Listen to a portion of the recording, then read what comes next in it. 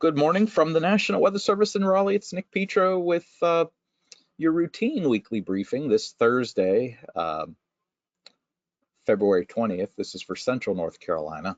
So let's just jump right to the current radar because I want to show how we have a band of snow moving across Central North Carolina at this time. So looks like the triad, it's over for you, unless, aside from maybe a few stray flurries that will be wrapping up shortly. But the Triangle region, the Roanoke Rapids down towards the Triangle region, down towards Carthage, looks like you're seeing some light snow. The snowflakes looking out the window here from NC State Centennial campus where we're located shows pretty big flakes, but not terribly hard, not terribly.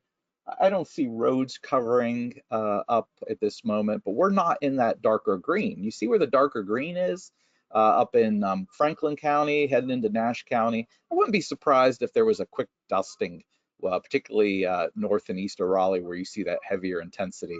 Back when the snow moved across the Triad region, we got several reports of 1 inch snow amounts. Yeah, Jason, we had just mentioned they had an additional 1 inch at the EOC in Granville County. So Jason, appreciate that. Yeah. So there you go. If you're under that green, you could see a quick, coating, half-inch, maybe an inch. The longer you're in that green, the better chance for an inch accumulation. So there you have it. The good news is, and thank you again, Jason, for that. That's super helpful. The good news is it's exiting. It's not going to be around long. This is it. This is the last batch of snow. Certainly by I would think by 1 o'clock, 2 o'clock at the latest, this will be over. Okay, so anyway, that is what's going on with that. Okay, so a couple key messages as it relates to the current storm system. Snow showers, again, will continue, as I kind of already elaborated. A quick burst of snow where it does hold together and snow falls, a quick dusting, maybe up to an inch in those more intense green reflectivity echoes that I showed earlier. After about 1 o'clock, it should be pretty much done. Maybe 2 if you're in the far eastern sections of Central North Carolina. All right, the sun will slow. Oh, I skipped over one. Hazardous travel conditions. That'll persist rather across much of the Triangle region and areas to the north and east of the Triangle, where many roads remain covered with ice. A lot of that. We got a hard freeze last night, and that just kind of, helped ice over everything and pack ice in. So again, if you must travel, slow down, be alert, be prepared for rapidly changing road conditions. Some roads are really good, but neighborhoods like my road or those secondary neighborhood type roads could still be really ice packed. And again, obviously worse the further north and east you go of Raleigh, where the snow is heavier. All right, the sun will slowly return today, mainly from west to east, but by the time we get into the afternoon hours, I think the sun will mostly be west of Raleigh. It might still be limited sunshine from I-95 eastward, where we probably need the sun the most. The good news is wall-to-wall sunshine will return Friday, but the caveat is temps will fall into the teens and 20s the next 2 nights. So obviously black ice will be possible with the refreeze, and perhaps perhaps even Saturday morning where the heaviest snow and ice occurred. Okay, so all right, what else do we have? Wind chill values, they'll fall into the teens and single digits tonight, Friday morning. So we do have a cold advisory for portions of central and eastern North Carolina.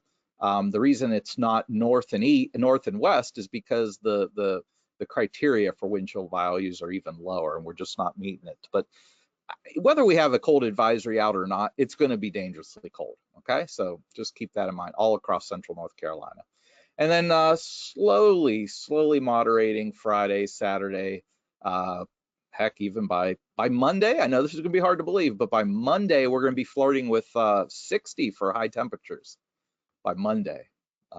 If you're concerned, what about the next 48 hours? Here are hour by hour temperatures for a variety of cities across central North Carolina. I know we oftentimes get the question, when will the temperature rise above freezing in the morning or fall below freezing in the evening? So I wanted to put this out there so you can look at the nearest city to the ones listed here and get a sense for when temperatures will fall above or below freezing. Okay, but again, it's pretty obvious looking at this chart that we're headed for the teens, and this isn't wind chill. This is actual ambient temperatures the next 2 nights. This is wind chill, so now we're talking single-digit wind chills tonight, and still cold tomorrow night. All right, sky cover again. This is if you're Winston-Salem, if you're in High Point, Greensboro, maybe Burlington, you might see a little bit of sun breaking through the clouds.